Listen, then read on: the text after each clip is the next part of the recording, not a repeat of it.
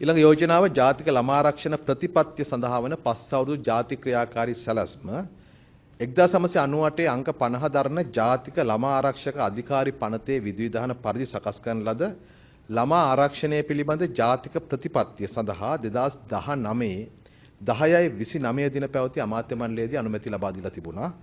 එම ජාතික ප්‍රතිපත්තිය ක්‍රියාවට නැංවීම සඳහා ළමා ආරක්ෂණය සහ ඊට සම්බන්ධ විශේෂේෂ්ඨ 10ක් ආවරණය වනසේ ඒ වෙනුවෙන් කටයුතු කරන ලබන පාර්ශවවල අදහස් යෝජනා සැලකිල්ලටගෙන ජාතික ළමා ආරක්ෂණ ප්‍රතිපත්තිය සඳහා වන 5 අවුරුදු ජාතික ක්‍රියාකාරී සැලැස්ම මේ වන විට සකස් කරලා තියෙනවා.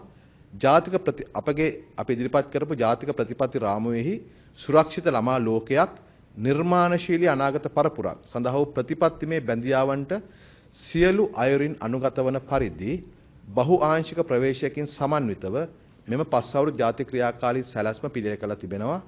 එම සැලැස්ම ක්‍රියාත්මක කිරීම පිණිස කාන්තා හා ළමා කටයුතු ඇමතිතුමිය ඉදිරිපත් කළ යෝජනාවට කැබිනට් මණ්ඩලය අනුමැතිය ලබා දුන්නා. එතුමා මේ ප්‍රශ්නෙත් ඒකටම සම්බන්ධයි.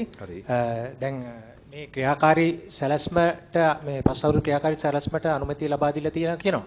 දැන් අපි දන්නවා පහුගිය අවුරුදු 5 තුල ළමා අපයෝජන පැමිණිලි 50000කට අධික සංඛ්‍යාවක් මේ ඉදිරිපත් වෙලා තියෙනවා. ඒතකොට දැනටත් මේ වෙනකොටත් 40000කට ආසන්න පැමිණිලි සංඛ්‍යාවක් තියෙනවා. තවමත් ක්‍රියාත්මක වෙන්නේ නැහැ. ඒ වගේම නඩු විශාල සංඛ්‍යාවක් තියෙනවා.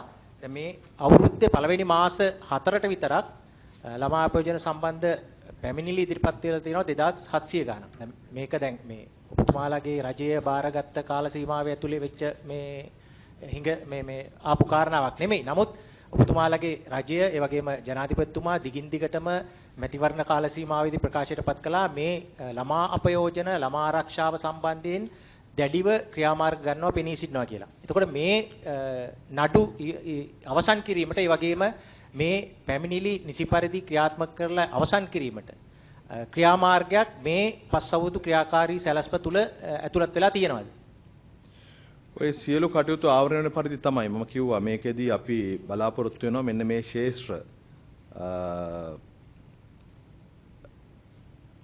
ළමා කටයුතු ආරක්ෂක සහ නීතිය ක්‍රියාත්මක කිරීම සමාජ සහය බල ගැනීම මාධ්‍ය සහ තොරතුරු තාක්ෂණය සෞඛ්‍ය කම්කරු අධ්‍යාපන අධිකරණ නීති ප්‍රසංස්කරණ මෙන්න මේ ශේෂ්ත්‍ර කීපයම ආවරණ වෙන පරිදි තමයි අපි මේ ප්‍රතිපත්තිය සකස් කරලා තිබෙන්නේ. ඉතින් ඔය ළමා අපචාර වලට නීතිය ක්‍රියාත්මක කිරීම වින්දිතයින්